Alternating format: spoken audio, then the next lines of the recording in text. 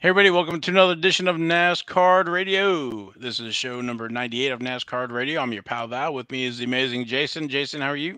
I'm doing well, Val. And then the man, the myth, the legend, PSA Hall of Famer, King NASCAR Logan. How are you? I'm doing well, and I'm feeling brickyardy. Okay. And then our special guest, Mike Thomsen, creator of the Speedway Stars. We're going to talk about that. But first, we're going to do the racing recap of last week's races. We're going to talk about Speedway Stars, and then we'll finish up with King's Court. So glad to have Mike with us today. But let's get through it here. Camping World Truck Series, that was race number 9, and that was the 24th annual Speedway Cash.com 220, and that was Friday, May 20th at Texas Motor Speedway. Our winner was Stuart Friesen, and our highest finishing rookie was Corey Heim. I'm trying to remember about about that race. It was a dud. Maybe That that's was why. easy to remember. That race was boring. Yeah, all I know is that looking up for cards, Stuart Friesen does. I couldn't believe it has no cards. I don't know how that happens, but Corey Heim, he's got a card. So, of course, we've been talking about Corey here for a few weeks. He was battling Ty freaking Gibbs down in the ARCA level. So, Corey's come up. And he's actually didn't have any cards, but his cards now are in 2022 Donruss. So that's card number 32. He's in the rated rookie, and there's about I don't know, but about 15 different parallels of that thing. So, and then there's the printing plates and the signature series. Now it's kind of interesting. I've been trying to find out more about some of those signature series. I saw on the checklist from that Panini release that there's a 101, but also looking on eBay, there's an unnumbered version. So I think if it follows, there's going to be like a red version number 25 and then a gold version 25 or less. So, but he's definitely up and coming. I think he's won a race already, and then so he'll be locked into the playoffs and doing pretty well. So Yeah, he's running for KFB Motorsports this year, so I fully expect him to hopefully win another race. And I don't know if you saw where Haley Deegan finished, but she finished 17th. She's kind of mid-pack.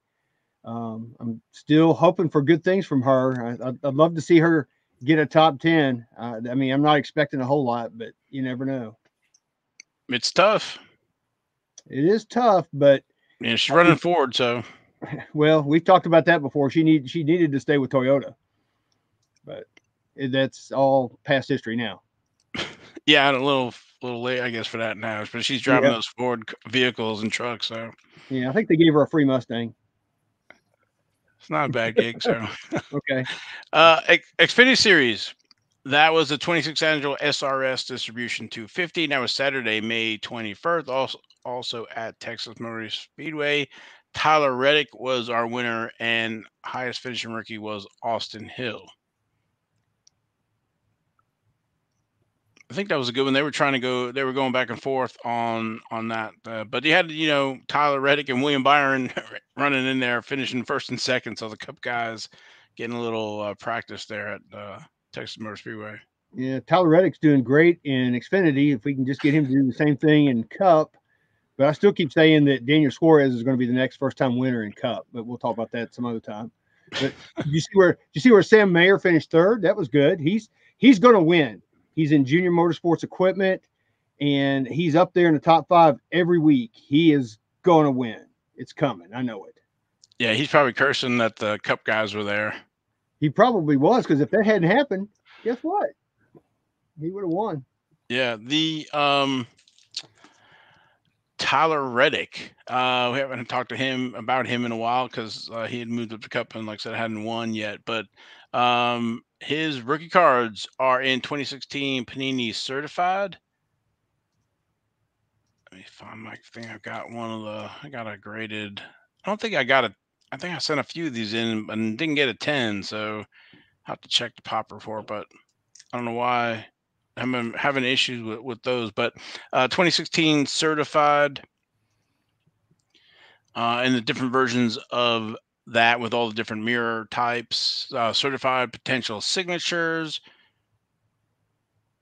Also in Panini Prism 2016 with the driver signatures, no base cards, and then the 2016 Torque card number 66 with the different versions of it, and then driver scripts autographs as well. So he's in at least well all three of the 2016 products. So, but we've talked about him before. It's only a matter of time. He's running that Richard Childress equipment, and he's come close a few times. So, Mm-hmm.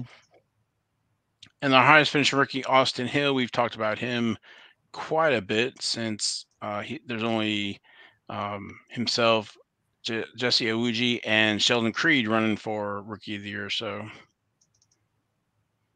Yeah, and Ty freaking Gibbs finished 12th. He got spun out in the first stage by, who was it? Harrison Burton. And he really never was a factor, I don't think, after that.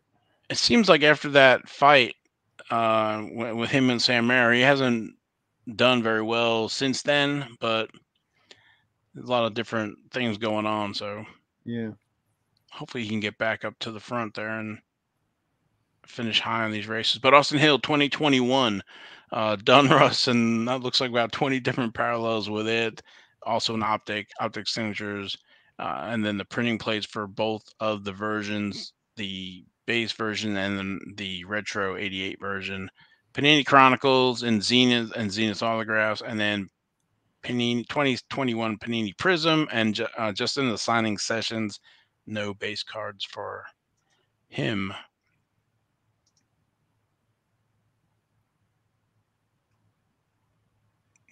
I forgot to mention the next race. So, so for truck, Charlotte Motor Speedway, the NC Education Lottery 200, that's going to be Friday, May 27th, when the episode drops at 8:30 p.m. Stages for Charlotte Motor Speedway are end of lap 30, lap 60, and lap 134. And then for Xfinity, the next race is also at Charlotte Motor Speedway, and that's the ASCO Uniforms 300, and that is Saturday, May 28th at 1 p.m. And the stages for Xfinity is end of lap 45, end of 90, and lap 200. Moving over to the Cup race, that was the All-Star race, and that was Sunday, May 22nd, also at Texas Motor Speedway. Ryan Blaney won that, and then it went to yellow with the last 50 feet, and then they rounded him up again after Ryan Blaney unlatched his window netting and I guess rigged it back up and then won the restart off of that. So yeah, that was a huge NASCAR fail. I mean, there was absolutely no reason to throw that caution. That was kind of reminiscent almost of when Jimmy won his 7th championship and they threw that BS caution then. So yeah, that was not a good look for NASCAR. no, that was a major. I think I know the rules say it should end under the green and under the caution, but whoever was throwing that caution or hitting that button didn't see that Blaney was literally right there.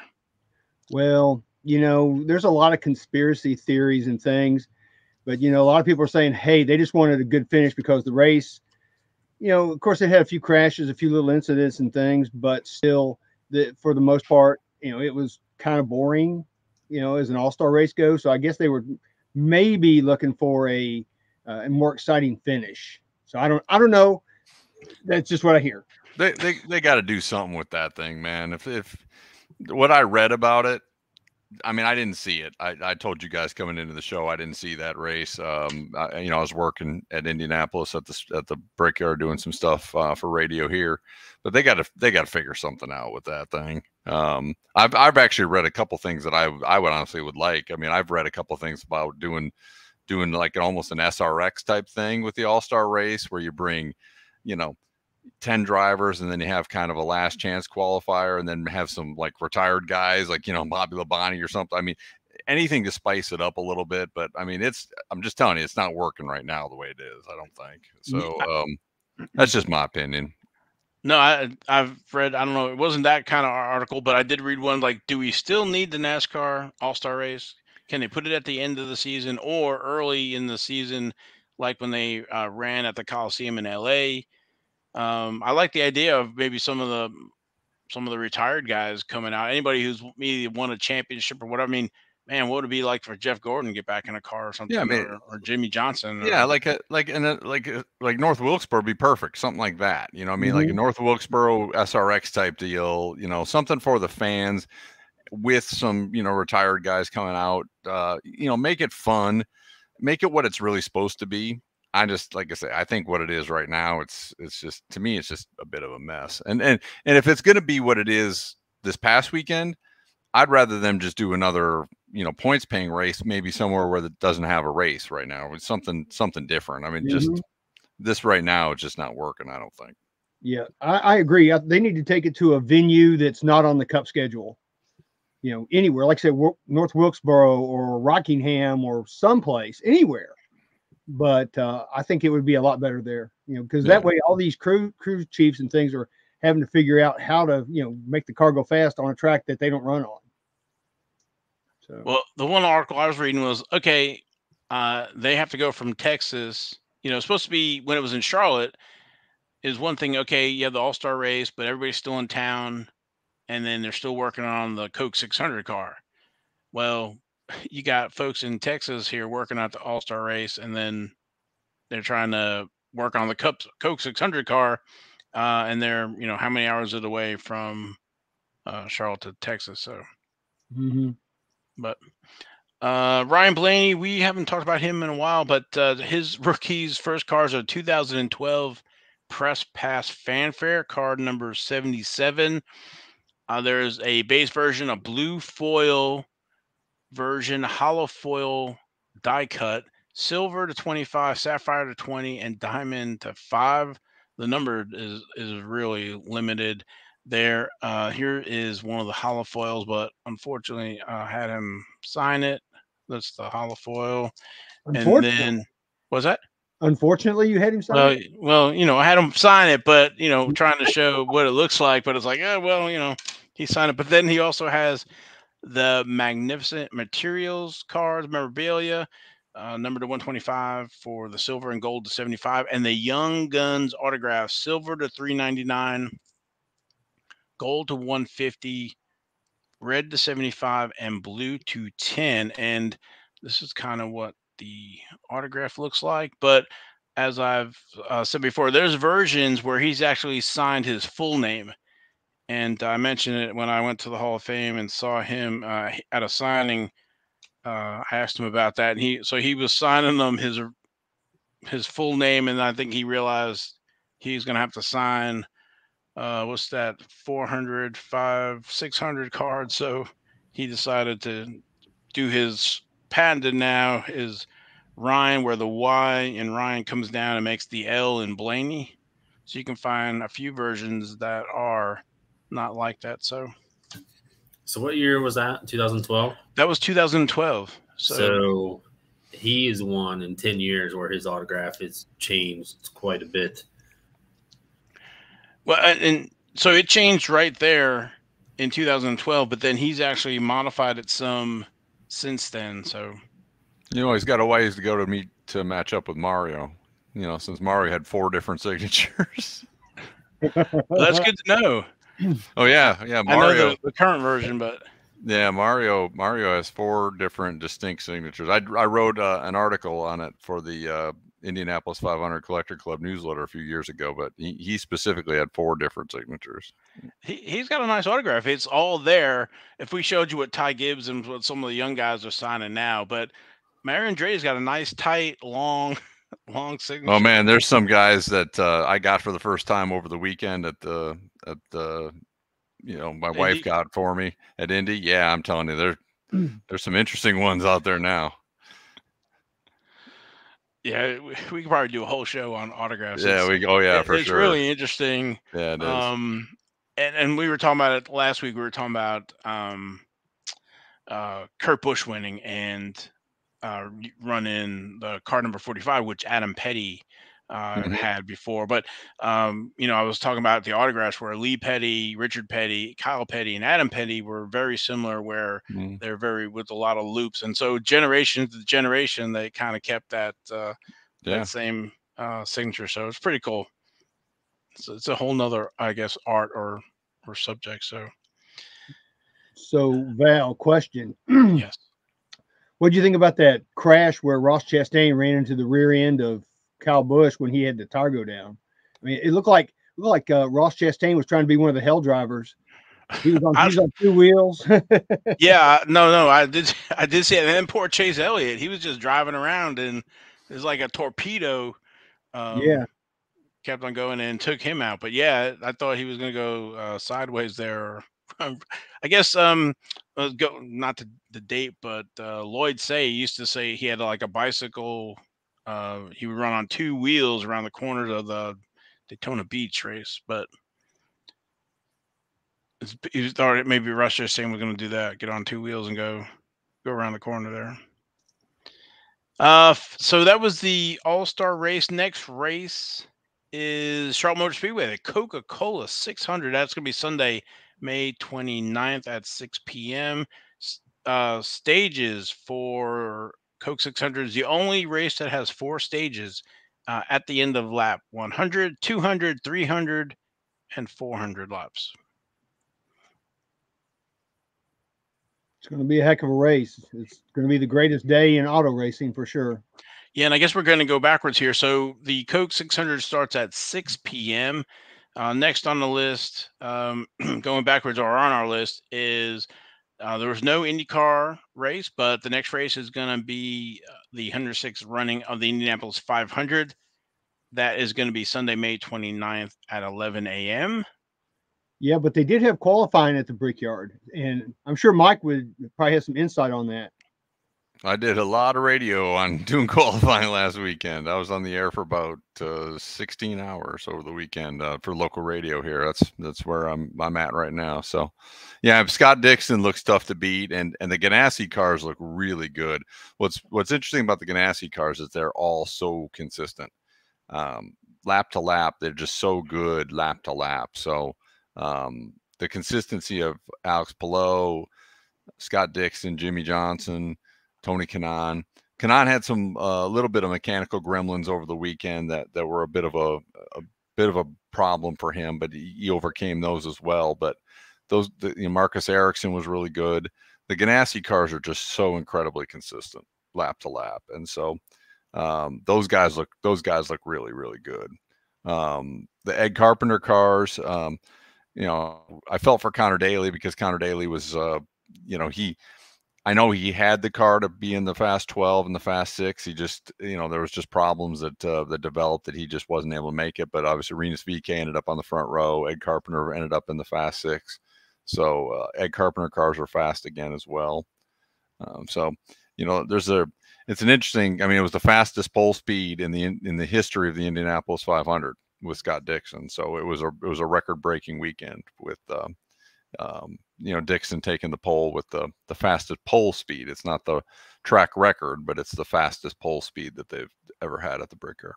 Yeah, that was incredible because he was at like 234.06 mile per hour, and that's holding the mail at Indy. Oh yeah, he was getting close to the wall there too, out of the exit of the turns, but he was giving it everything he had. I was very impressed. But just so consistent. Like I say, those Ganassi cars were just so consistent Saturday and Sunday. I mean, they just didn't have the drop off that some of the other teams were finding that they had. The Ganassi cars were really good lap to lap to lap, and they're going to be tough to beat. The Ganassi cars. I mean, I think Dixon's going to be tough to beat. Palou would be tough to beat. Palou, I mean, he was so smooth last year. Finishing second to Elio Castroneves, and he looked really good. I mean, if there's a guy out there this year who has a car that's equal to Dixon, it's Alex Palou, his teammate, starting next to him. So the only thing that really is going against Palou is that since 1970, only one driver since 1970s won from second starting position, and that was Montoya in 2000. So he's trying to break a little bit of a streak that only in the last 52 years, only one person's won from second starting position. So. But that was a Ganassi car, so maybe it bodes well for him doing it. But yeah, Palou looks like he's got a car just as good as Dixon. But I think that it'll be a really interesting race. There's some really, really strong cars. Yeah, so where Jimmy is starting 12th. That's incredible. I'm glad to see that. I wasn't a Jimmy Johnson fan in Cup, but I'm pulling for him in Indy. What? Say what? Say what? Well, what's cool about Jimmy is like I like the fact that he's going to these road courses and he's taking his lumps and he's taking it as, look, I'm trying to learn, I'm trying to do something different, and he admits that he's learning every week and he's just trying to get better. And I mean, he's a 7-time champion, obviously. I mean, he doesn't have to be doing this. He doesn't need the money. I mean, he could be sitting at home. But he's out there every week trying to learn on the road courses. But then when he gets to the ovals, now that he's doing the ovals this year, he feels like he's a threat to win, or at least a threat to be top 5. And I mean, at Texas he was really good, and here he was fast. And so I mean, he's got an opportunity to at least equal, I think, what Kurt Busch did when Kurt Busch came over a few years ago. And Kurt Busch, he started 12th and ran. Kurt Busch, I mean, it wasn't passing people all day or anything like that, but he ended up 6th and, and was a rookie of the year. And I think Jimmy Johnson could have that kind of day easily. He could have one of those run 7th, 8th, 6th, 5th all day type days with no problem. And he could challenge for the win for sure. But I mean, I really do think Jimmy can have one of those days where he's top 5, top 6, top 8 all day. Yeah, that would be incredible if he won the race. He would join a really exclusive club with AJ and Mario. Yeah. Winning Daytona and winning the Brickyard, or not the Brickyard, but 500. Yeah, he'd be in a really select group. Mario won Daytona first, and then won Indianapolis. AJ won Indianapolis first, and then Daytona, and then be the opposite for Jimmy, obviously. That's cool. Yeah, I can't wait for Indy 500. So, and then I guess what's going to be starting us off, we'll talk about the Formula One. Last week we had the 2022 Grand Prix of Spain. That was race number 6, and Max Verstappen won the race. That was actually a pretty entertaining race. Charles Leclerc was the pole sitter. It looked like, and when Charles Leclerc was in our points leader as well, and seemed to be running away with it. Max had some car issues earlier on in the season, so he had a lot of ground to make up. But when in watching that race, it looked like Charles Leclerc was going to run away with it. Max and his teammate were in pursuit, as well as George Russell. Max got, I think it was lap 7, got into the gravel, and I thought for sure he was going to be done for the day. Not done, but not be able to charge to first place. But then Charles Leclerc had issues with his power train and ended up coming in last. So the large lead he had in the points, he lost. So we were talking the last few weeks that it was Charles to lose in the points race, and he lost all those points all in one race. Yeah, Verstappen's taking the lead. Yeah, it was lap 9 where he went in the gravel, and it was lap 27 when Leclerc, lost power. It was a pretty good race, and Max took the lead on lap 49. He had team order. There were team orders, and they told who's his teammate? Sergio Perez. Yeah, they told Perez to let him go. It's like, wow. Yeah. So George Russell was in the lead, and Perez was trying to pass George Russell. Was not. They gave him a few laps to try to do that and turns, and basically, yeah, they came over and said, let Max. They felt he had the better car and give him a shot at it, and he was able to pass him. And like I said, they finished 1-2. George Russell, part of Mercedes, came in third, and Lewis Hamilton ended up coming in 5th. he started the race. I think it was 6th, but early in the race he tangled with Kevin Magnussen and punctured his tires. So he had to come in. He was actually talking on the radio about like retiring and saving the equipment, and they told him to kind of stay out. So I was kind of actually, I thought, Hamilton was somewhat defeated, but he ended up coming back and finishing. Yeah, that was a 5th. good So comeback. Yeah, yeah, that was a good comeback, because when I read that, I was reading it as it was going, and I was like, it made it sound like he was out of it, and then he battled back for some points at least. So yeah, because I was like, oh man, if he's wanting to give up this early in the race, and you know, but he hung in there, and like I said, I was really impressed that he with that finish, considering how it started. So he ended up getting 10 points for that position. So Yeah, I think the Mercedes performance is starting to improve. They seem to be doing better every week. I'll say with Russell finishing 3rd, Mhm. that's respectable. So it's going to be interesting in points race right now. Max Verstappen is leading Charles Leclerc by 6 points. Sergio Perez is in 3rd with 25. George Russell with 36. And then Lewis Hamilton is in 6th minus 64. So um, I think it's going to, we got a lot of races left. I think it's 23 races in the series this year, and that's race number 6. So Yeah, I don't think Lewis Hamilton's quite out of it yet, like they were saying a few races ago on TV. So, well, one thing I didn't say was Max Verstappen. He was really upset that the DRS was not working in some of the zones, and so he's trying to catch George Russell, and it's not opening. It's opening sometimes, sometimes it's not, and he was not happy about it. So, um, I'd never seen that before. I'm sure it happens quite a bit, but it, it definitely added to some suspense to it. It's like, okay, is it gonna open up in the zone or not? So it's mhm. kind of like he's fighting with one hand tied behind his back, trying to pursue or catch these guys. So Well, this race did not conform to my formula for Formula One races. It yeah, this was the anomaly. It was a fantastic was a great race, actually. race to watch. Yeah, I was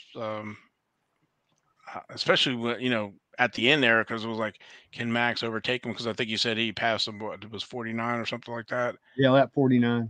and the race was 66 laps. So next race, the Monaco Monaco, yeah, Grand Monaco this Prix. weekend. Yeah, Yeah, Sunday, May 29th at 9 a.m. So we start at 9 a.m. and we go to the wee hours with finishing with the Coke 600 with the Indy 500 sandwiched in there. So Yeah, I'll be parked on my couch the whole day. I'll start yeah, at it's 1. almost 24 full hours with the Coke 600 involved. He sure is. and just touching on, good. Oh, I was just gonna say I can't wait. It is absolutely my most favorite day of the year is when it comes to racing. Oh yeah, it's super exciting. I just wanted to follow up with Max Verstappen. His cards, rookie cards, are in 2020 in Topps Chrome Formula One. We've talked about this quite a few times. So I'm not going to go greatly in depth, but there's 435 card 2020 cards for him. So There's yeah, how many? 435 cards in 2020 for him. 435 different cards of Max Verstappen. Yes, with different Oh wow. parallels. Okay. Yeah. There's about 15 I in the base in the Chrome set, and then which is basically maybe his original card, and then the different wins, I got you. podiums, and stuff like that. So there's a few different subsets in there. World of Wheels, which is a throwback from 1954. There's all the different parallels. There are track tags, which are pretty cool. That's another insert. There's a Sapphire edition of Chrome, Speaking and of speaking of 2020 Formula One Chrome, this isn't like funny, but it is funny if this makes sense. I saw a guy while I was walking through the garage the other day, and he was asking Christian Lundgaard. I think he was going to ask Christian Lundgaard to sign a card, a 2020 Formula One Chrome card, and he dropped it. He dropped the card, which I mean, that was It was sad. It was a base card, but you would have thought he dropped a 72 STP Richard Petty card because this guy was just, I mean, he dinged up the card obviously. But he was like, you would have thought he dropped like a $10,000 card. And I was thinking, I mean, this can't be as valuable as, like a 72 Richard Petty or something. I mean, he was pretty upset about the fact that he dropped his chrome Christian Lundgaard card. Maybe if it was Lewis Hamilton or Verstappen in chrome, but again, I don't think I felt for him because look, I've done that too. I mean, I've gotten a couple signed and then I immediately dropped the pen right into the middle of the picture and ruined it and stuff like that. So like I got it, but I was like, whoa! I was like, I didn't realize the chromes were that valuable. I mean, because he was pretty upset. Well, if it's 2020, I think the boxes now are they $5,000 a box. Oh man, for 18 packs. That's up there, man. Yeah. So you can. Yeah, it was a base. It was a Christian Lundgaard base. So it was like because I guess he was in the F2 subset. I think something like that. So yeah, they have a F2 subset. Yes. Yeah. So and just finishing up, there are the 2020 Topps Dynasty, which are pretty much the autos and memorabilia. There's the 2020 Topps F1 stickers. There's about 10 different stickers in there. And then the 2020 Topps Turbo Attacks Formula One. That's the card game. And then there's also the Topps 2020 Topps Now Formula One. That's card number 23, which had a print run of 4,047. So that's Max Verstappen. That's a lot of cards, man. Yeah, that's a lot of cards. Yeah, it's a tremendous amount. It's amazing how many cards they produce now. The Panini doesn't do that much. Of course, I think we talked about Sheldon Creed. I think it was in the 2021 Chronicles. He has quite a bit. He's in all those different subsets. But I don't know if he's got 400 and something. I'll have to get a count one day of those. That just amazes me. When you said that, I thought, I was like, man, is that real? That's a lot of cards, man. Yeah, like I said, I think he's got about 10. It's a good thing I'm not a Verstappen PC, man, because that's a lot to try to be pulling off. Yeah, that'd be incredible. Just trying to get the regular chrome and maybe sapphire or different track tags. But yeah, so that's everything with all the different colored parallels and stuff. So it's just there's a lot of it. Yeah. But it's cool that you guys are shedding a light on all that because it's just you don't think about that kind of thing, I mean, until you really hear that kind of number, really just don't think of it. It could be that many, so. Yeah. And actually, I think we're wrapped up there. We can go into next segment, which we can talk about cards and your Speedway Series, Star Series 1. There's nobody in the series, I can tell you right now, who has 435 different cards. No, but there's a let me see. I'll pull up the website here. Let me do the share the screen. I don't know, Logan or Jason, you guys wanna? If you have some questions, I'll pull up. Well, I don't have a question, but I think let Mike kind of give an intro of like what the set is. Sure. And, all the basics, and then we can pulverizing with questions. So sure, I like questions. I'm happy to do any of the questions you want. So oh look, I disappeared behind the logo there. That's kind of cool. No, I like that. Look, the less you have to see me on camera, the better. So put that screen back on.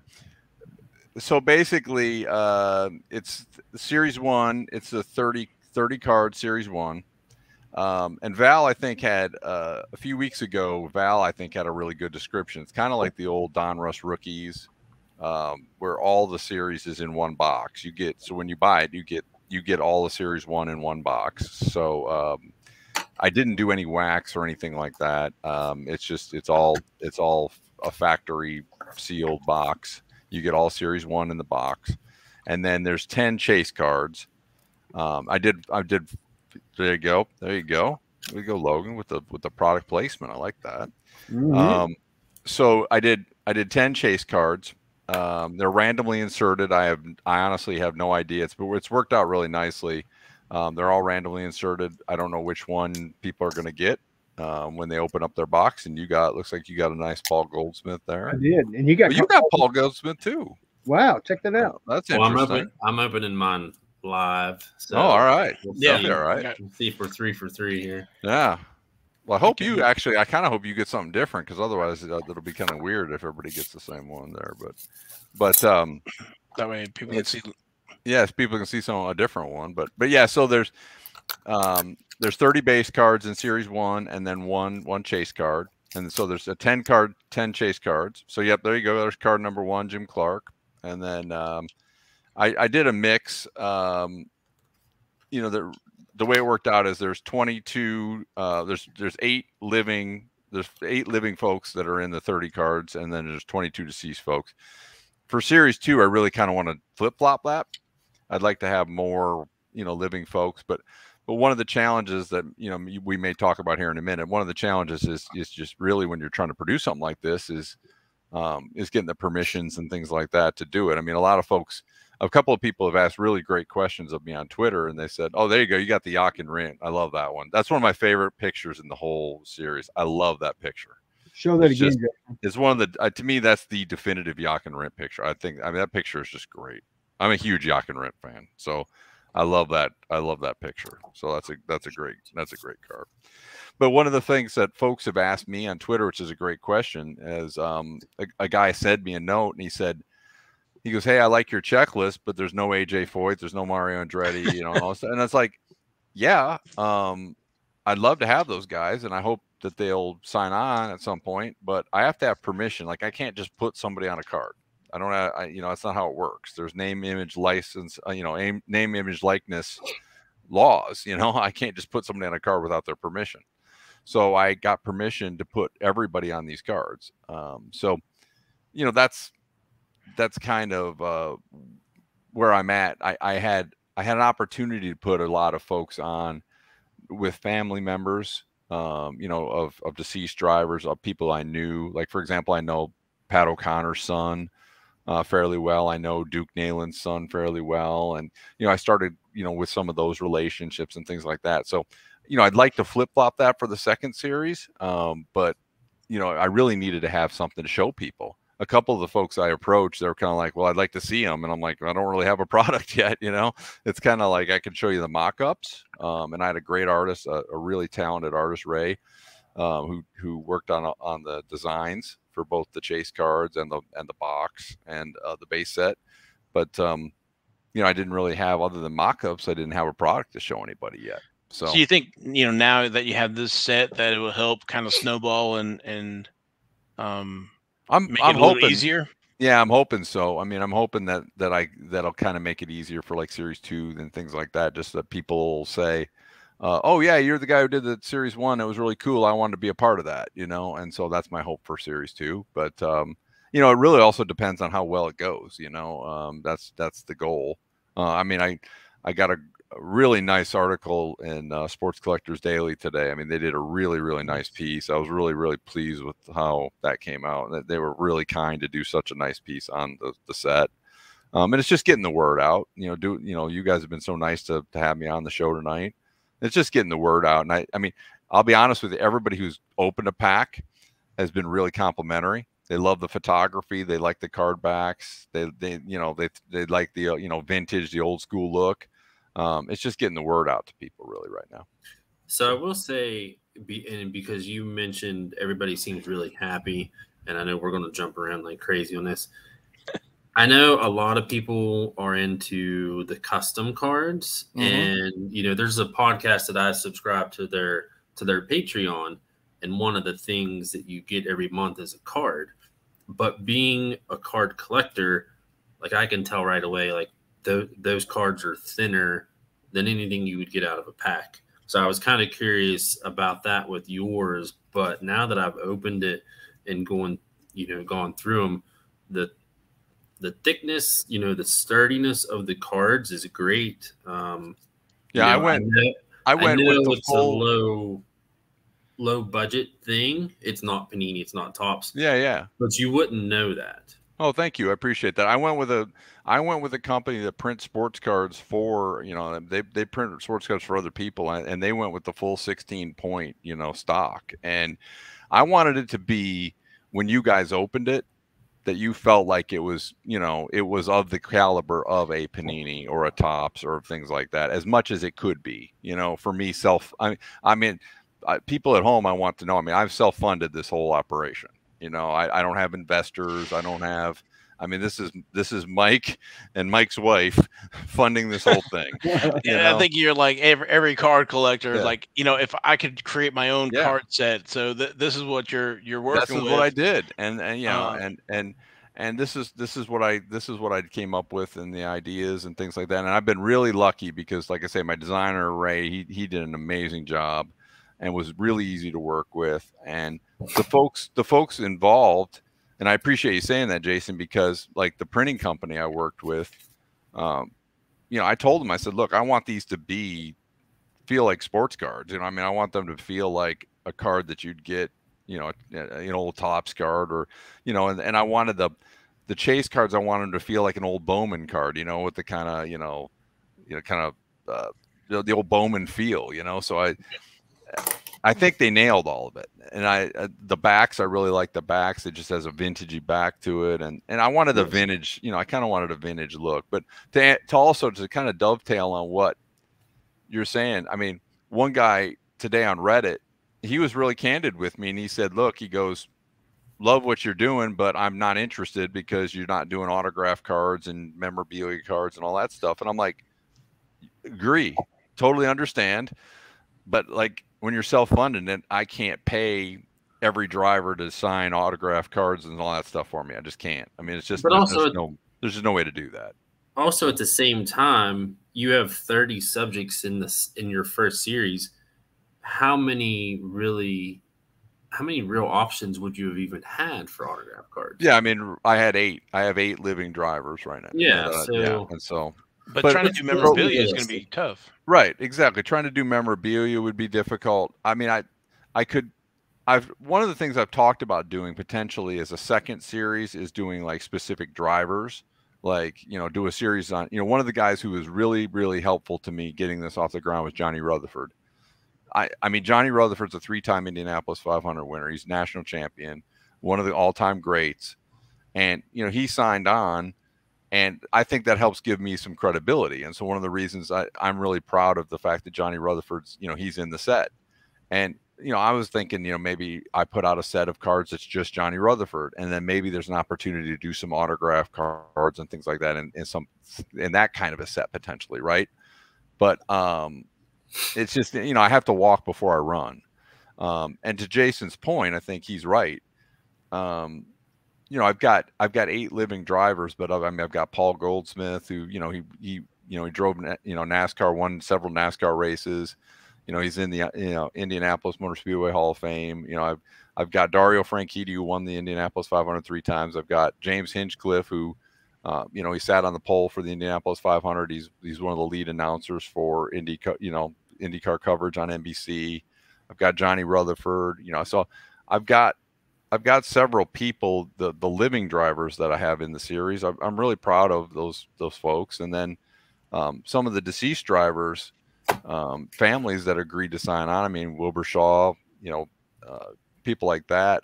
Wilbur Shaw won the 500 3 times. So, I feel like I've got a really nice mix. But I definitely, like I say, for the second series, if we're looking at second series, I kind of would like to flip flop it and have, at least 20 living drivers type thing in the second series, if possible. Well, I love the photography in this set.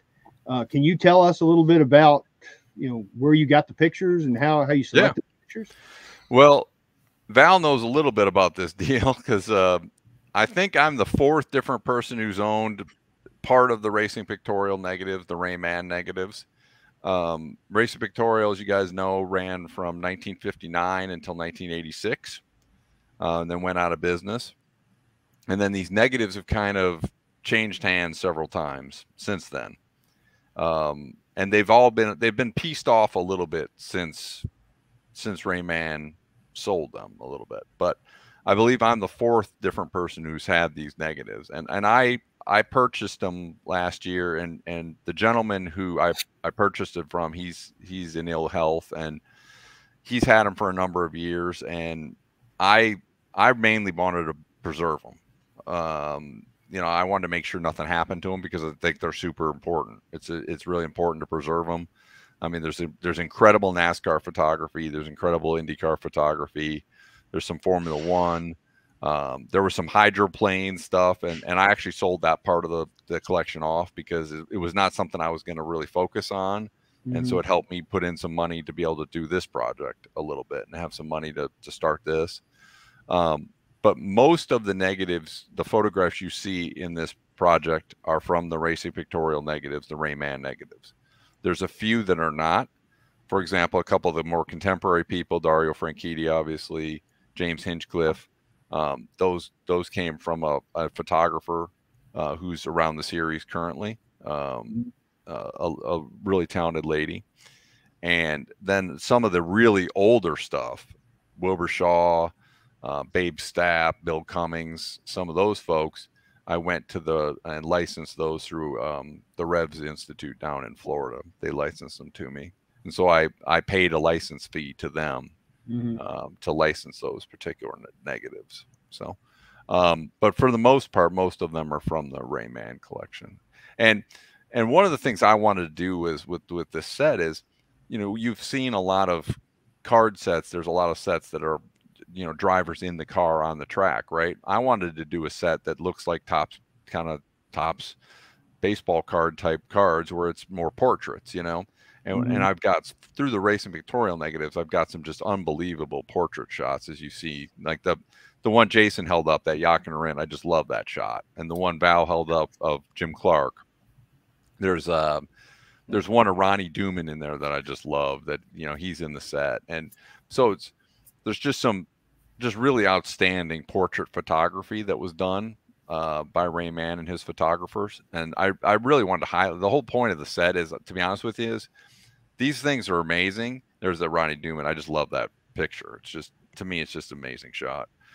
These things are, I love these shots, but they're cool for me to have on my shelf at home, but they're not doing everybody a lot of good, all being just sitting on my shelf. I want to get them out there for folks to see, you know? And so this is kind of square one. I want to get these out there, and I want to eventually do like a coffee table book with, you know, negatives, you know, some of these things printed and stuff. And I love that Rindt too. That Rindt right there is just amazing. It's just an amazing shot. So, so that's kind of the goal. The goal is just to get some of this photography out there, you know, and just, you know, I want people to see this stuff. And that's really the goal. I mean, like you held up the Paul Goldsmith chase card. I mean, that shot is just, I mean, it's just an amazing, just a great portrait shot. So, you know, that's the kind of stuff I just want folks to see. And I thought this was one of the best ways to do it, is to come up with, you know, and I started talking, you know, I talked to, you know, some of our collecting friends, and I said, you know, hey, what do you guys think about this set? And you know, I got a lot of great advice about it, and hopefully we've accomplished our goals. I think I wanted an attractive box, and I think we nailed that. I wanted really good presentation. Like, to Jason's point, I wanted cards that feel like trading cards. You know, I want, you know, for a first time effort, I didn't want people to open it up and go, boy, these feel really cheap, like somebody printed them on a home printer or something like that. I mean, I didn't want that. I wanted it to feel like a real high class operation, you know, put it out, even though I'm self-funding it all. Yeah, I'll be honest. I think Val had kind of given us some insider information, you know, beforehand, that it was going to be in, you know, the little deck of playing cards box. Yeah. And sometimes those are good and sometimes those are bad. And I was kind of like, I don't know how I feel. But honestly, once I got it, and the design on it, I thought was great. Simple but effective, kind of, you know. Originally we were gonna do hinged boxes, believe it or not. And the more I thought about it, the more I was like, you know what, that isn't gonna work. It's just, it's got to be the deck of cards box with a cool logo. I mean, because I just felt like we needed something that popped, and the logo in the box, I think, really is going to help, make it. So then I wasn't even going to do the chase cards thing. But then I thought, well, we've got all this great photography, so let's do something fun. And like with Paul Goldsmith, for example, I really liked the Paul Goldsmith base card. And then I had this other great shot, and I couldn't decide between the two. And I thought, well, let's give him a chase card too, So we came up with the idea of a champions insert. And so we came up with these 10 champions inserts. And the idea just behind that was just to have, another card for people to see and get. And so to give you, basically, you get a 31st card in the box. It's a bonus essentially, but so there's 10 champions inserts that we just give you an extra card in the deal because I just think they're cool, basically. I do too. And we came up with it. I wanted to come up with a different design, different photograph. And, so we,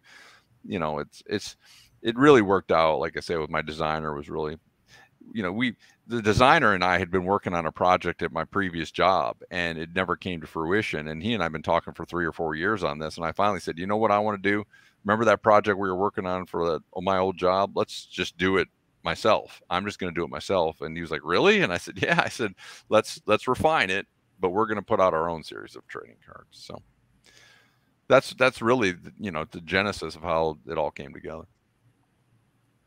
Well, I love the photography, and that Racing Pictorial Rayman collection. It was, basically a collaboration between Rayman and Andy Granatelli for the 1972 STP set. So I think those pictures are in, I think it's the summer issue of 1970. I think it was. I tracked down a few of the Racing Pictorial magazines to look for any information about the 72 STP set if there was, and then notice some of those photos are probably a couple of shutter clicks away from the actual photos or whatever. But the Rayman collection of photos, just that time capsule, I mentioned it, that I don't know if it was maybe because I had talked to Dane Turner and Cal as well, and somewhere along the line they said that Ray took all these color photographs, and that the majority of people at the time were taking photographs by black and white for newspapers. So, when I talked to Cal, I think, there were a few 100,000 negatives and stuff. So there's just, that time capsule from 59 to 86 of all the different, cars and uniforms and everything, of the drivers. And I guess what I'm going is that, blending in color, and the cars are so colorful that it's awesome that, we're getting to see some of these again. Yeah, that's, like I say, that's what I wanted to do with this project, is just to have the opportunity to show everybody, look how cool these shots are. I mean, every time I saw a new one, then I was like, whoa, what about this one? What about maybe using this one? And so I started putting them in a stack and saying, because I'll be candid with you, I've spent, thousands of dollars on preserving this collection, because it just wasn't preserved the way it really needed to be for long-term preservation. And I'm not even all the way there yet, but it needed to be preserved. And so I'm getting there. But I'm almost there, but I'm not all the way there. But every time I see something new, I say, hey, that's a perfect one for the Speedway Stars idea I had. So it's just, there's just some amazing stuff, and it's just, I really want to get it out there for folks to see. And so that's one of the reasons why I came up with the idea of the trading card set first, and then I want to do the coffee table books, where there's even more different opportunities to show stars of the late 50s.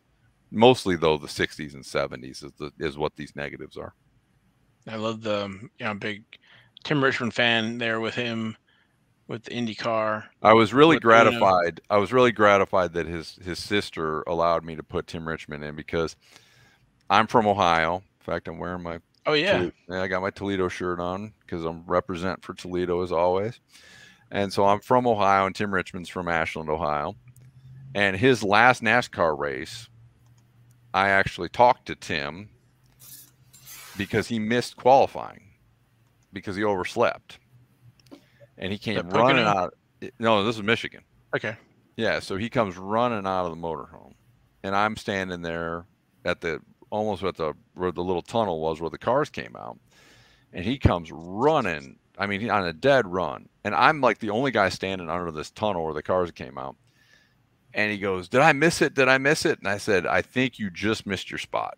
And he had missed his spot by like 2 cars, right? And so he didn't get to qualify because he missed his spot, and he had overslept.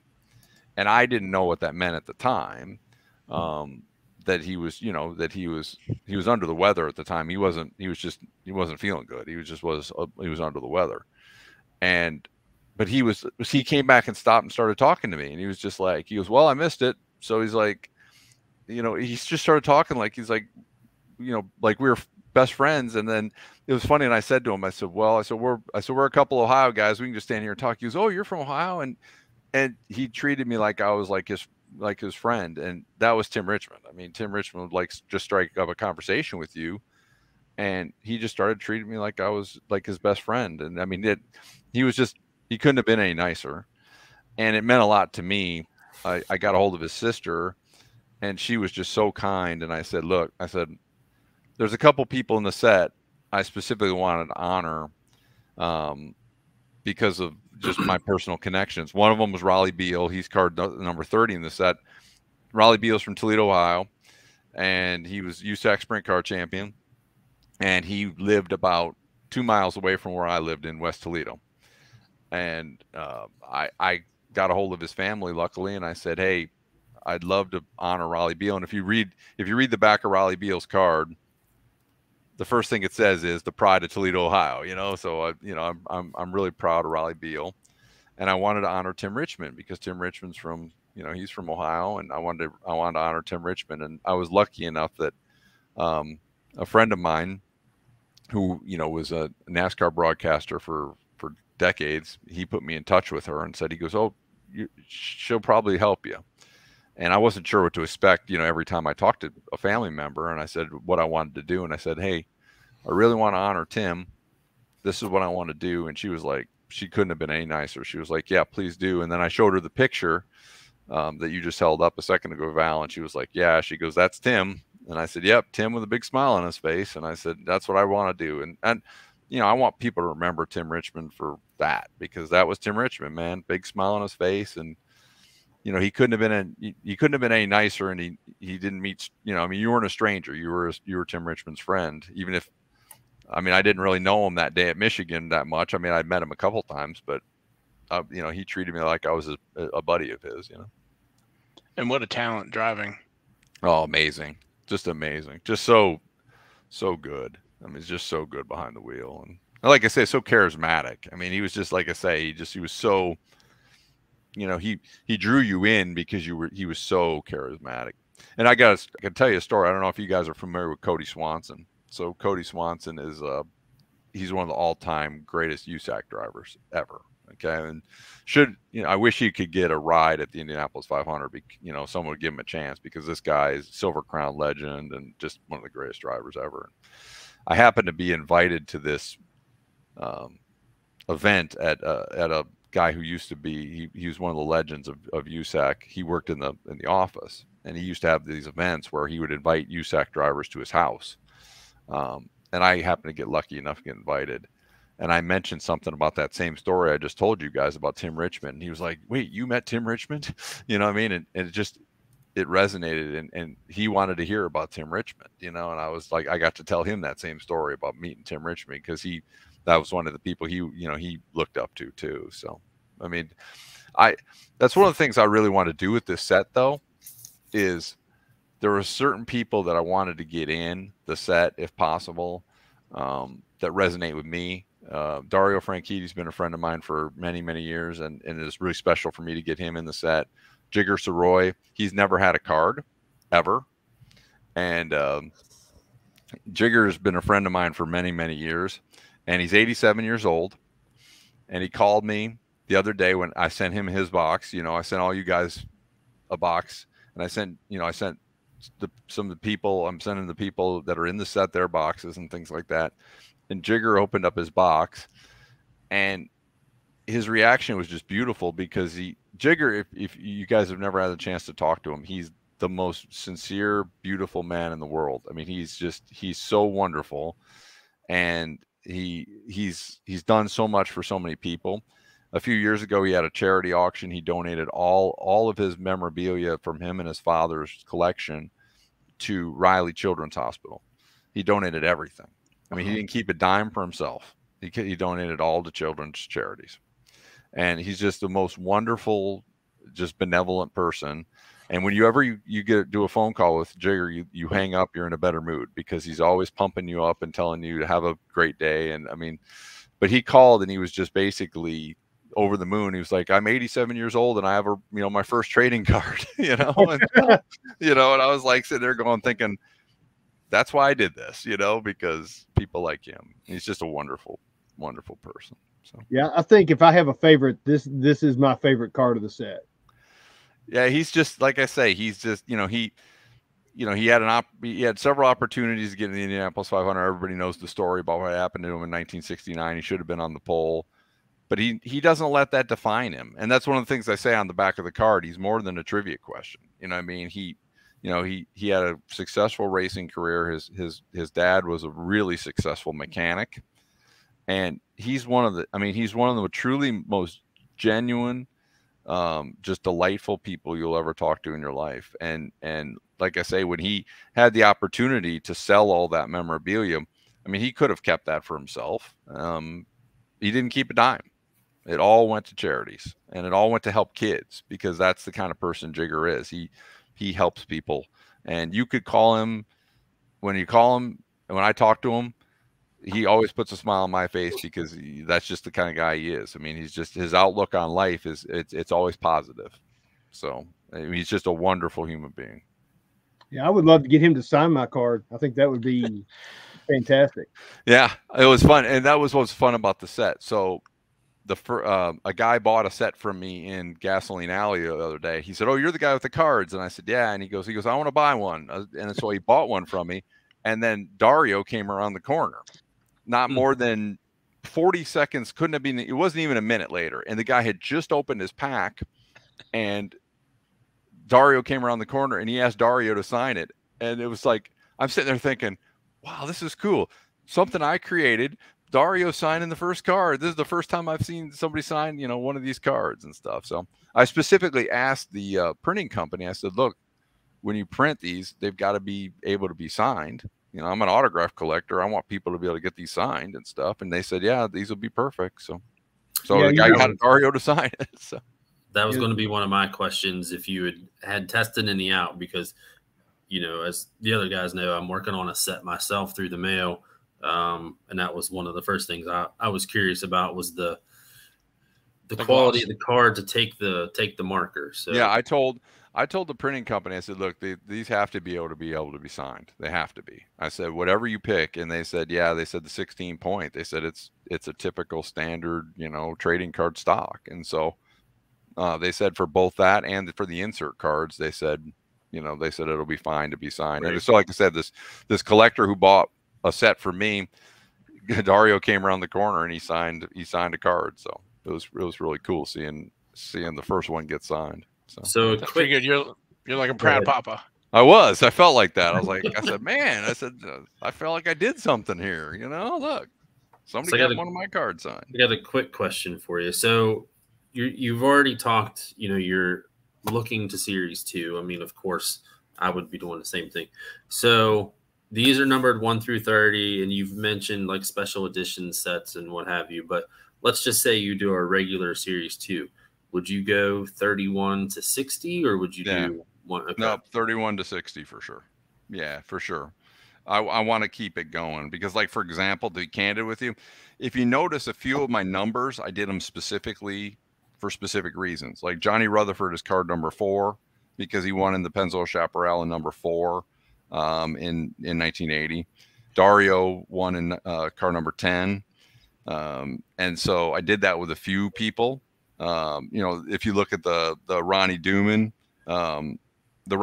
card you held up, he's sitting in car number 17, and I gave him card number 17. Gotcha. So there's a few of those kind of guys like that I want to do. And like, for example, I really would like to get permission to put Greg Moore, the late Greg Moore. I knew him a little bit, and I'd like to get permission to put Greg Moore on like card number 99. I think that would be, I really would, something I really would mean a lot to me personally.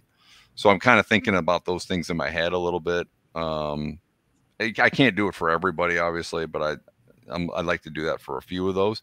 But for sure, yeah. I mean, if there's a Series 2, which is my plan, it would start with 31, and then the next, go sequentially to 60, and then from there the next one. Yeah, that's my goal for sure, because I want them to be in order.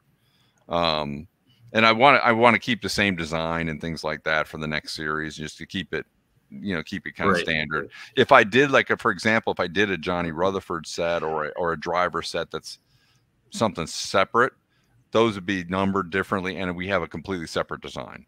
It would be something totally different. But that's something I've talking about, but again, it's really going to depend on how all these do. Because I don't want to bite off way more than I can chew.Ve already done that. Yeah, of course. How can folks find this? So if they go to either www.racingpictorial.com, or if you go to www.speedwaysignatures.com, my website's there, and you'll be able to see the checklist, and you'll be able to order from there. That's the best place. And then I'm going to do updates and things like that for the future, future projects and things like that on that website. But that's the best place. That's the best place to do it. So the speedwaysignatures.com, if they go to the e-commerce, yep, they're there, and they're listed for $17.99. It includes sales tax. Yep, that includes tax, and then there's a nominal shipping charge just for me to be able to ship them. But I ship them in padded envelopes and stuff with bubble wrap, and you guys saw how I shipped them, so they should have all come in pretty good. My wife's the shipping department, and she's got 100% positive feedback on eBay from her shipping. So she's very proud of the way she ships. So. Yes, they were shipped very, very well. And I guess what the other point I was going to say is, for shipping, when you get multiple sets, because I put some in the cart to kind of look, that the shipping charges are not very much more. Yeah, no, I'm not. You increase the number, so no, I don't. I'm not one of those people that wants to make them. I'm not trying to make money off people on shipping. It's just as long as it covers my cost to ship it to somebody, that's fine. I'm not trying to make extra money on anybody on shipping. I want to make sure that it just covers my cost, and that's it. So I would say if you get like 2 or 3, that the shipping's not too much more, so you can get some to get a few to send through the mail. So yeah, that's the goal. And then like I said, to Jason's point, my goal for Series 2 would be to flip-flop it and maybe have like 20 living drivers, and so there's more autograph opportunities for Series 2. That's really my goal. And in fact, this weekend at the memorabilia show, I'm going to try to approach 2 or 3 to ask them to say, hey, I'd like to have you be in Series 2. So but like I said, I was really lucky to have Mel Kenyon and Johnny Rutherford and those drivers, and I want to also again thank all the family members, and even I met with the family of Pat Vadan, the famous flagman. I met with them yesterday, and they were so kind of letting me put Pat Vadan in the set, and they were thrilled with their car, his card. So I couldn't do it without everybody who was so kind. I mean, both the family members of those who who sadly passed on, and then those who are still with us. I mean, I can't do it without them. Like I say, without their permission, I don't have a set. So everybody's been so kind. We be at the memorabilia show? Yes, I'll be set up. Yep, I'll absolutely be set up. I'm one of the co-vice presidents of the National Indianapolis 500 Collectors Club. So I have I'm there. I also do some appraisals for autograph appraisals, because I happen to have one of the top autograph Indianapolis 500 and IndyCar autograph collections in the world. So I do appraisals for people and authentications for people. So I do some of that while I'm there. But yeah, I'll be set up at the show, and so I'll have the sets there along with some other things as well. Hey, while I got you here, I just thought of something. I have an Al Unser IROC racing suit. Nice. I don't know if you can see it up there. You see Yeah, it? it is. That's all right. I love some IROC stuff. That's good. I like that. Yeah, I've had that. That was actually the first piece of racing memorabilia I think I ever got. I actually traded a computer for that. Nice. Was it a Commodore 64 or what kind of? What are we talking about here? It was actually an IBM compatible PC back in I think it was like the late '80s when I traded the computer for that. So I think I did well. Yeah, I know somebody who if I said his name to you, you would know, who would love to have that suit. Loved. I mean, I would love to have it as well, but I can tell you right now, there's a specific person I know who would love to have that suit. So if you ever decide you want to move it, let me know, because I know this guy will want it. Yeah, he loves IROC stuff. Oh, I love the International Racing Champions too. Yep, he loves the IROC. And that was a great series. And yeah, I'm glad to see that they have the SRX back, but it's still not the same as IROC. No, but you know what? The SRX was so fun last year. It was just fun, Saturday night fun, and I thought that was a blast. That was a lot of fun last year. I thought that everything with that thing clicked, because it was exactly what it needed to be, which was fun on a Saturday night in the summer. I thought it was a good time. And the thing I liked about it was, it kind of crossed eras, right? You mentioned Haley Deegan earlier, and so you had a Haley Deegan, and then you had Bobby Labonte and Bill Elliott. You know what I mean? So you had kind of crossed all kinds of different, all kinds of different timelines and stuff. So I thought it was really fun. I really enjoyed it. I thought it was must see every week, because it was just a good time. I can't remember if Chase was running as well as Bill. Or... Yeah, Chase ran the finale. Was it Nashville last year? Yeah, I think against Bill. But it's just, what's fun about that is that's what it is. It's fun. You know what I mean? And I think sometimes I tell people this. Look, I've been a TV producer and radio producer involved with racing since I was 17 years old. I think sometimes we take ourselves a little too seriously, and it's okay to have fun. It's okay to go out there on a Saturday night, wherever it's Eldora or, wherever it is, the Nashville Fairgrounds or wherever it is, and have a good time. And yeah, maybe it's a made for TV event, and that's fine. That's okay. Let's have a good time for one. I thought it was great. I thought it was exactly what it needed to be. So, and I loved and I think you're right, Logan. I loved IROC back in the day. I really enjoy. I remember one of my first memories of watching racing was watching IROC with my dad and my uncles and stuff, and watching the Camaros and stuff. And I remember watching that a lot. So I loved IROC too. So I actually buy IROC stuff sometimes when it comes up. So cool. I'm a fan too. There's actually an IROC set that was made in 1991 that had all the different series, and of course the Dale Earnhardt card is the one that everybody wants out of there. But yeah, it's a highly sought after set, but it's kind of gone down in price, over the years here. So it's now affordable. I remember when it first came out, people want like $1,000 for it. Oh wow! I've seen it a couple times. That's a good set. I've enjoyed that set. So, but I appreciate you guys. I mean, I think really you guys honestly help spur me to do this, honestly, because the more I talk to you guys, the more I thought, you know what, I'm going to do this, because you guys were all really enthusiastic to me. And I knew Val first, but it was one of those things that I think when I talked to Val, and Val's like, hey, yeah, this is kind of cool, and then the more I talked to you guys, the more I was like, I think I really am going to do this set. And so, what you guys do every week, I think is really important, because, you help shed a light on all these different sets that people may or may not know about. And I've learned a ton. I can tell you right now from Val and you guys and from Ken, a friend of mine, Ken, you've had on the show before. I've learned a ton about, I'm more of I really collected mostly autographs my whole life. And that was the main thing I collected in racing. And I started branching out into the racing cards because of you guys in the show and what Ken does. So, it really got me more and more excited about it. I was like, the more I learned about your show and what you guys do, the more I was like, you know what, I even said to my wife, I was like, you know what, wouldn't it be cool if one night they talked about my set on the show? and then Ken sent me a direct message one night. He goes, hey, they talked about your set on the show. And I was like, well, I don't even have a set yet. It's not even done. So I just think it's really cool that we're doing this tonight. And I really appreciate you guys taking the time to talk to me because, there was a time you guys were talking about the set and I didn't even have a set yet. I mean, it wasn't even done. So.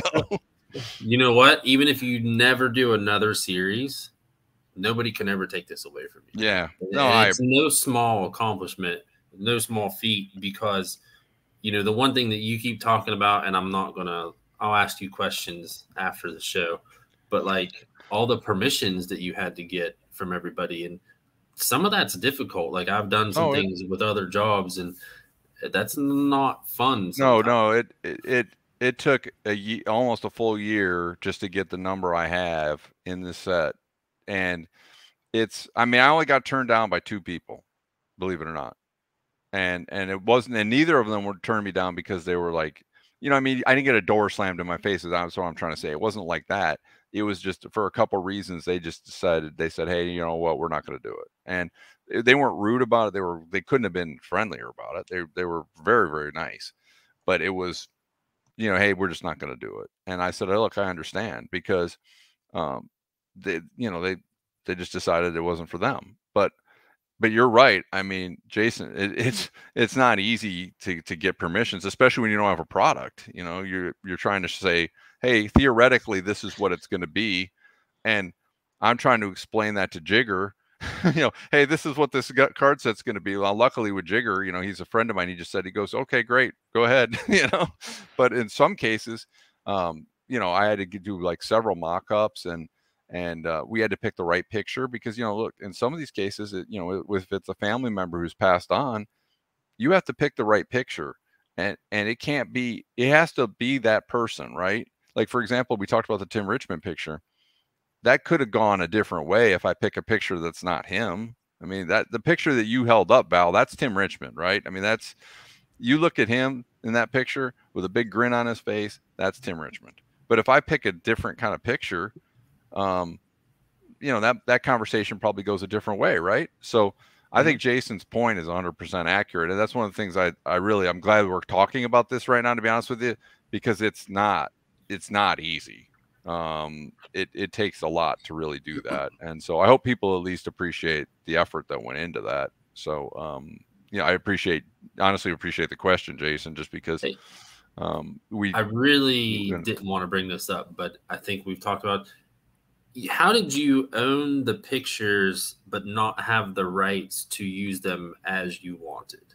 And I think we've talked about the photos so much, and then you kind of went into it, and I'm the first one to say the show is too long, but I'm going to ask the question because I think it's important. Yeah, I probably talk way too much. That's the radio guy in me. And like I always, and I apologize if I've gone over the time limit that I was allotted. I own the rights to the photograph, but I don't own the rights to the image using a person's likeness. Okay, if that makes sense. And it's very complicated if we talk about what NASCAR believes are their rights, because that's a little different than what I interpret the rights to be, and others interpret the rights to be candid with you. I own, if I own a picture of that picture that Logan held up of Jigger, I own that picture and I own the copyright of that picture, but I don't own I don't own his likeness. So I can't use that in a trading card type setting. I can use it in a book because books are considered different than trading cards. Okay. If I'm trading specifically on a person's name and putting out a card that says Jigger Soroy or Tim Richmond or, Paul Goldsmith, I can't do that without that person's permission because of the name, image, likeness laws. Okay. I just can't do it. Legally, I can't do that. I can do it with their permission at that. So that's why I have to have their permission. But I can't just take a picture of, that's what I said earlier on, and maybe I didn't answer the question that you asked earlier properly. When the person asked me, well, how come AJ Foyt's not in? I don't have his permission to put him on a card. If he signs a form, I have a standard form that I send to all the folks. And if he signs a form, I'd love to put an AJ Foyt card out. Trust me, I would love to have that. But I can't put AJ Foyt on a card without his permission.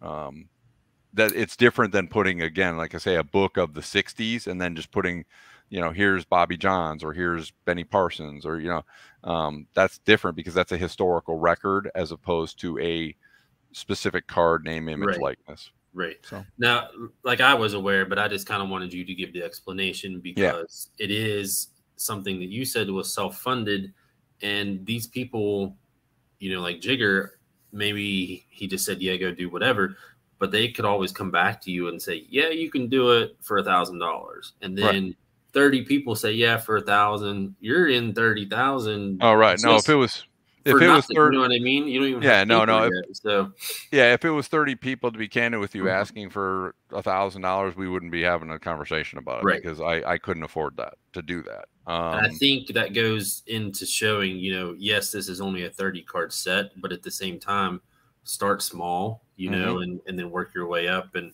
I think people forget that sometimes when it's a smaller business. Yeah, no, it is. And that was the crucial aspect of it, was to get everyone's permission. Like I say, Johnny Rutherford, you have to think about the fact this is Johnny Rutherford. I mean, this guy has won the Indianapolis 500 3 times. He's been an endorsement. He's done endorsements for Pennzoil and all these different people. I mean, he doesn't have to take my call, but he did. And he believed in the project. He said to me right away, he goes, Mike, I believe in what you're doing. I want to see it succeed. And he signed the form that said, you can put me on a trading card. And so, that honestly, you don't know what that means to me personally, because like you said, Jason, if I don't ever do a series 2, no one can ever take away that I did a series 1 and that Johnny Rutherford signed a form that says you can put me on a trading card. You know what I mean? So I at least can say that, but, worst case, you got 30 more autographs for your collection. The people were really nice. And I'm hoping that at some point I can make some agreements with the NASCAR folks. It's just, they have a different interpretation of the rules than I have. And other people in the industry have told me their interpretation is that any picture taken, if Richard Petty is kneeling next to a stock car, that that NASCAR owns the rights to that under an intellectual property law, which my interpretation of that is different than that. I don't personally believe that that's the case, but I'm not currently willing to fight with NASCAR about that. But what I've been told is if I have a picture of Richard Petty and he's wearing a golf shirt, like a button, then they can't say anything to me about that. If Richard Petty says, hey, I'm willing to sign the form, then they can't say anything to me, is what they told me. But again, they were nothing but nice to me on the phone, so I don't want to mischaracterize this, the conversation. But my interpretation is a little different than theirs on it. I don't believe that they own everything, every picture ever taken at a stock car race, but that's what they told me. So that's why currently there are no NASCAR drivers in the set. I wanted honestly, originally the idea was to have NASCAR guys, Formula One guys, IndyCar guys, have a really cool, that's why I called it Speedway Stars, because it was kind of can be a catch-all, right? So, the goal was to have some from every series, right? It's just right now, until I can kind of get that hammered out a little bit better, it's not worth fighting over that right now until I can get a little bit more clarification. And I called them directly to Jason's point. I called them directly and I said, look, you have agreements with Panini. I don't want to step on any toes. What can I do? Is there anything I can do? And they said no. So they said, no, you can't, because even though you own the rights to the pictures, you don't own the rights to the pictures. I've talked to 4 or 5 other people who said that's not accurate, but like I said, I'm not in a position to fight with NASCAR in court right now. So, no, they have deep pockets. So yeah, they have way deeper pockets than I do. So it's, and again, I want them to I kind of want them to want me to do it. You know what I mean? I want them to I want them to say, you have negatives like you guys were talking about, like Val, I think you mentioned it, you know, the Rain Man negatives. I guarantee you I have stuff that NASCAR doesn't have. I know you have stuff. Yeah. Not only So a few things, I'm sure yeah, you have tens of yeah, thousands yeah, that yeah. they don't have, So because when Dane Turner, I think when he made his first Masters of Racing, he went and brought those packs to NASCAR's office, and they fell all over them yeah, because of the old images. And right. I remember, Dane talking about he got into it with somebody about Ned Jarrett's car, that blue, that they remembered that blue being a different color. And it's like, that it was that color. Yeah. Um, What so, I'd love to do is I'd love to have NASCAR say, "Hey, we you know, you've got some cool stuff. We'd love to have you, you know, help us out, and in exchange, yeah, go ahead and put out, you know, put if you can get Richard Petty to sign, or if you can get whoever. I mean, I've got a Wendell Scott negative that I just love, and I would love to put Wendell Scott in the next series. You know, I Oh mean, God, we you would know, love it too. yeah. yeah. So like, but I haven't been able to have that conversation with them yet. So yeah, in fact, the inset picture, I've got that negative, first of all. Yeah, because it looks like it would be a Rayman picture. Yeah, that's for sure, Rayman. I have that, but I've got one of Wendell Scott that I really want to put him as, and it's to Jason's point, I want it to be card 34 in the next series, God. you know? And so I really want that. And so, but I kind of want, like I say, I don't want them to, they don't have to pay me.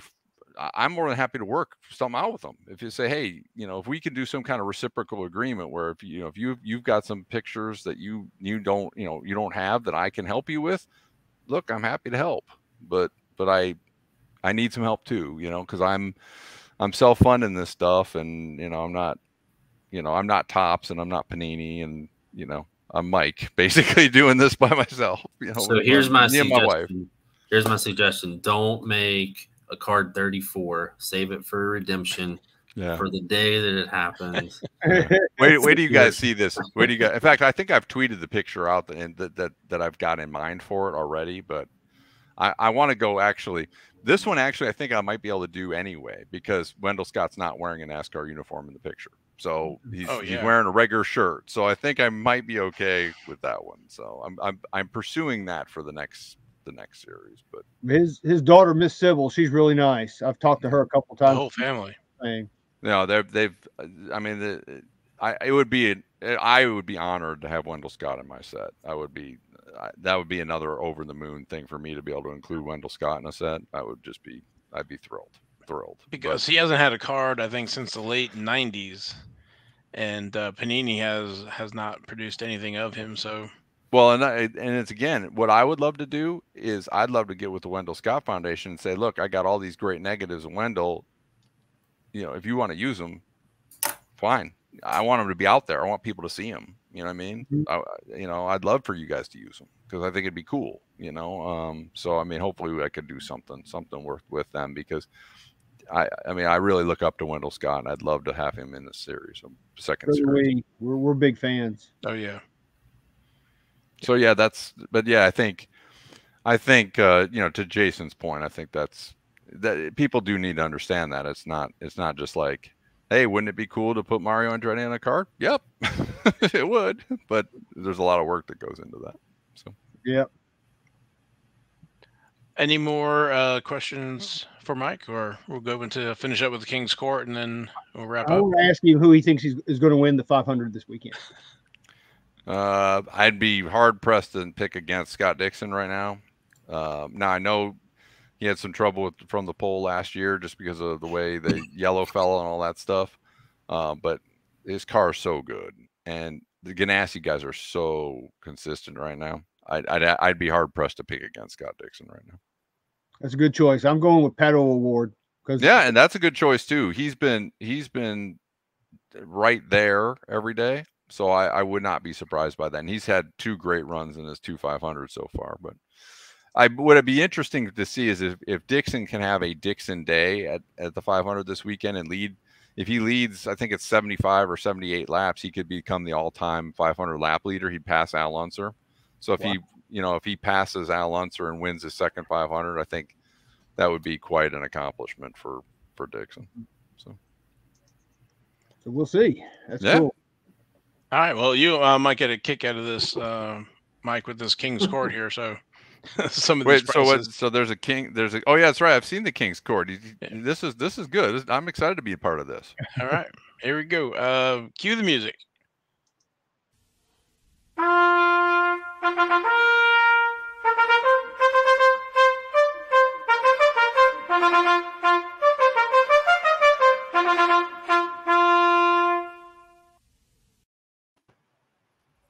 All right. Welcome to King's Court for this week. We're going to start out with our Joker, which is our odd card. This ended on the 23rd of May. This is a 1989 Sports Illustrated for Kids, Mario Andretti. And I kind of did this in your honor, Mike. I like that. It's graded a PSA 9. And as we all know, these Sports Illustrated for Kids cards are really condition sensitive since they come out of the magazine and they're perforated. But for this to get a 9 was that's a heck of a grade. But it went for a buy it now price of $224, which I think is pretty stout for that card. I'm impressed with that price. What do you guys think about that? Yeah, for a 9, yeah. Of course, you know, King Sports Illustrated are tough, and what was that? What year was that? There was 89. 89. So it's before everybody was saving that stuff, but it's a pretty good price. That design, that color, like as soon as I saw it, was just instant nostalgia for me because that's when I was like 7, 8 years old and looking at these. So I love that design. Wow, you're a young whippersnapper. Yeah. All right, so let's move on. Our Jack of the Week, our young driver. This was on the 18th of May. 2022 Donruss, Zachary Tinkle. Look at that autograph. Black 1 of 1. Yeah. They were asking $219.99. They settled on a best offer of $150, which for that card and for him being a rated rookie this year, I thought that was a pretty good price. How much was that? 150. 150. I was just looking at that Z. It was a Z Tinkle, and not a lot of folks do a script Z, so I was just admiring that. Yeah, that's actually amazing when you think about it, because I don't think I could do a script Z right now because I've never had to do it in my whole life. I've done a Z quite a few, but that's why I was noticing it. So yeah, I think his mom was on I was watching a break one night of 2022 Donruss Racing, a whole case, and his mom was on there, and she bought his spot and was getting his card. Believe me. That's awesome. So I thought that was cool. All right, cool. So let's move on. Our Queen of the Week. This was on the 17th of May. 2021 Panini Prism White Prism number 60, Natalie Decker. It's 4 of 5. And it's got the white border. And those cards, those white borders are kind of hard to they're easy to miss when you're flipping through a pack of cards because they kind of look like the Prism. But anyway, they had I guess it was a buy now price of $499. Yeah. And somebody went click and they bought it for $500, you know, wow. $499.99 for that card. It's ungraded. Yeah, wow. Authenticity guaranteed. Yeah, that had to go back to whoever is doing the authenticity for eBay, and then come back to you. So that's a 4 or 5. It's not even 1 of 1. So that's a pretty good price. That's amazing that somebody spent that kind of money on that card. But it's a nice card. I'll give them that. All right, next up, our King of the Week, and this kind of goes along with kind of the Indy 500 in a way. It's this is on the 22nd. It's Jimmy Johnson 2021 National Treasures race worn logo with the Valvoline patch on it. It's a 1 of 1 auto, and that's a pretty cool looking card, you have to admit. The National Treasure stuff is so cool. They did a nice job with all that stuff. Yeah, they really did. I love National Treasures. I wish I could afford to buy more boxes of it. Yeah, I mean, every time I see the National Treasure stuff, I sit there and go, boy, I same thing. I wish I could buy more of that stuff because they did a nice job with their stuff. So, and you can appreciate, trying to get that set made. Oh yeah, oh yeah, for You know, what sure. it takes, to get the patches The cut out, patches the and then card, autograph. yeah, the autograph cards. I mean, and they have a great mix of driver autographs and things. I mean, and that's like I said, the guy who sent me that note on Reddit today. I mean, it's really nice, but I mean, I'd love to have autograph cards and things like that. It's just getting it done. But look at, I mean, those National Treasures are just that's a great set, and they just did a really nice job with the way they executed that. Mm-hmm. So this card, they were asking $549.99 for it. They settled on a best offer of $375, which, Oh wow! in the grand scheme of things, when you compare it to Natalie Decker, and he's a 7-time champ, and it's a 1-of-1. That's a heck of a deal. That's a pretty good deal for the king right there. I like Yeah, that buddy. one. Yeah, that was a good deal. All right, coming up next, our ace of the week, which is our 1-of-1, and of course, it's probably no surprise to anyone. It's a Formula One card.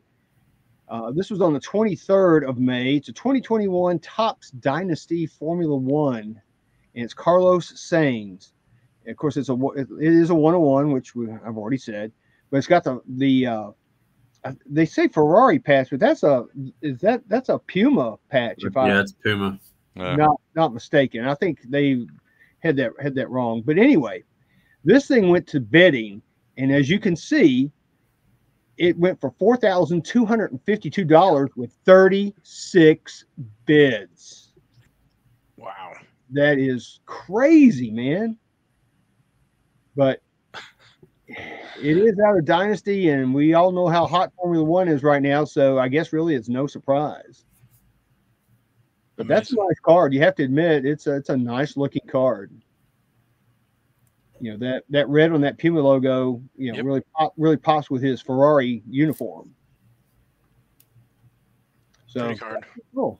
All right, last up, our Royal Flush highest price card of the week. This is on the 19th of May, 2020 Topps Chrome Formula One refractor of Max Verstappen, our race winner from this past week.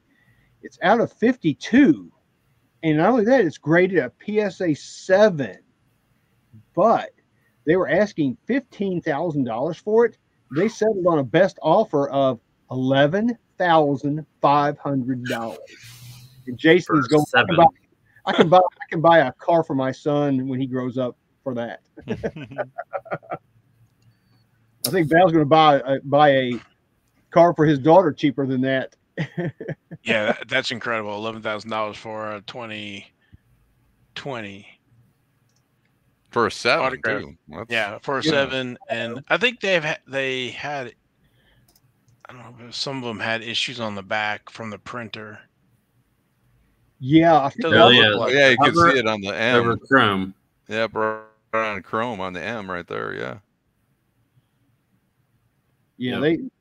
That printer, they had a lot of issues, and I think they're still using that printer this year as well. Hopefully, they got all the issues resolved. Because the front the corners and everything look great. Yeah, it looks pretty clean. Sticker auto, so yeah. But $11,000, and we were talking about him today, with all the 2020 cards. So, and there's 52 of them. This is was it number 18 of 52? So wow. Mm-hmm. Hey, Mike, what do you think about sticker autographs? Since you're a big autograph guy. No, I wouldn't care for that. I want an on card. Yeah, I wouldn't care. I personally wouldn't care for a sticker. I can tell you that for my own autograph. I mean, I'm not a small time autograph collector. I've got about 30,000 IndyCar autographs. So, wow. Yeah. So That's I mean, amazing. but I would not want a sticker personally. I would want, if I was collecting on card, or autographs on cards. Most of my stuff's all on 8x10s mainly, or like cut signatures with an 8x10. But if I was collecting on cards, I'd have to have it on card. I wouldn't, the sticker I would not want personally. Yeah, I think we're all in total agreement with that. It's kind of like, to me, like if you get a signed book and it's a book plate as opposed to the actual book is signed. That's just, I prefer the signed book, right? So to me, that's, the sticker is a little like that. Yeah, I know it's a different thing, but yeah, I think I'd want the on card. All right. Well, that's it for this week's King's Court. All right. Thank you, Logan. You're welcome. We lost Jason. Jason went to he's we got a shot of his curtains though. Yeah, and his I didn't give you guys a shot out of my curtains in the hotel room. I've got curtains though if you want to see them. There he is. I know he's I don't know if he's having internet issues or not, but yes, yeah. Oh, he's frozen. Not good. So I don't know if we have anything else. Wrap it up, or yeah.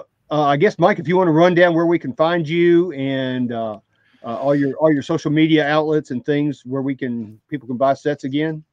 They can buy sets at speedwaysignatures.com is the best place to get the sets. And they can find me on social media. The most likely place you're going to find me is Thomsen 419, but it's the Scandinavian way. It's THOMSEN 419.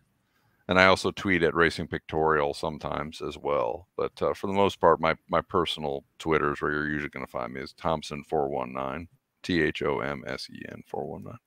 Yeah, and I think 419 is the Toledo area code. That is correct. I'm represent for my hometown all the time. I'm always representing for Toledo. So cool, man. Got to represent for the hometown. Absolutely. But yeah, I appreciate you guys. Look, you guys gave me a lot of time tonight. And I know I'm very long-winded, so it was probably a mistake to leave it open-ended with me on the show. But well, I do appreciate you guys giving me as much time as you did. I can definitely say this about this episode. It's a new track. just think that if you would have had me and Ken on the same show together, me and Ken doing a little we'd do it going another half hour probably. I saw Ken this weekend. I was in Dallas. Oh, did you? Oh, that's right. You were at the Dallas show. I forgot about that. Yep. Yeah, Ken's a good guy. I've never met him. It's funny. I've never met him in person. We've only just interacted on social media a lot. But he and I we're buddies on there. So.